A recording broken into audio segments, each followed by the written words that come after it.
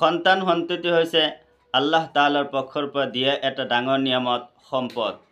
পবিত্ৰ কোৰআনত আল্লাহ সুবহানাহু ওয়া তাআলাই ঘোষণা কৰিছে, আল মালু আল বানুনু জিনাতুল হায়াতিদ দুনিয়া। ধন সম্পদ আৰু সন্তান সন্ততি এইসকলৰ জীৱনৰ শোভা। সন্তান মানুহৰ জীৱনত সুখ, আশা আৰু দায়িত্বৰ সংমিশ্ৰণ। তেওঁলোকে ঘৰখনত আনন্দৰ ৰং ভৰে, ঘৰখনক আনন্দৰে উৎফুল্লিত কৰি ৰাখে। বৃদ্ধ বয়সত মাক দেউতাকক সহায়ৰ হাতেৰে সাৱটি ধৰিব বুলি আশা দিয়ে, কিন্তু একে সময়তে সন্তান পিতৃ মাতৃৰ বাবে এটা ডাঙৰ পৰীক্ষা।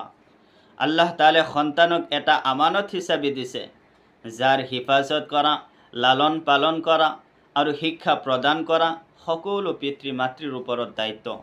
গতিকে হে পিতৃ মাতৃসকল, সৰ্বপ্ৰথমে সন্তান সৰ্বশক্তিমান আল্লাহৰ বিশেষ নিয়ামত বুলি ভাবি আল্লাহৰ কৃতজ্ঞ জ্ঞাপন কৰিব লাগিব। তাৰ পিছত মনত ৰাখিব লাগিব যে তেওঁলোকৰ প্ৰতি কিছু দায়িত্ব আৰু কৰ্তব্য আছে। কিয়ামতৰ দিনা সিহঁতক যাৰ বিষয়ে জবাবদিহি কৰা হ'ব।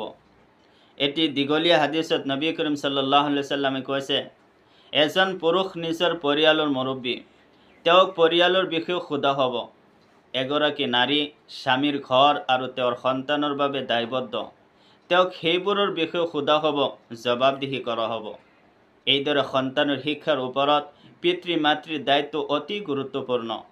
কেৱল দুনিয়াবী শিক্ষাই নহয়, ইয়াৰ সৈতে ইমান, আচৰণ আৰু নৈতিক শিক্ষা দিয়া অতি প্ৰয়োজন।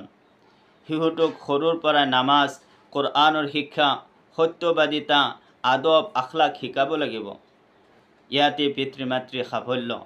যদি সন্তান সৎ, ইমানদাৰ আৰু উত্তম চৰিত্ৰৰ হয়, তেন্তে সেই সন্তানেই মৃত্যুৰ পিছতো পিতৃ মাতৃৰ বাবে অবিৰত সওয়াবৰ উৎস হ'ব।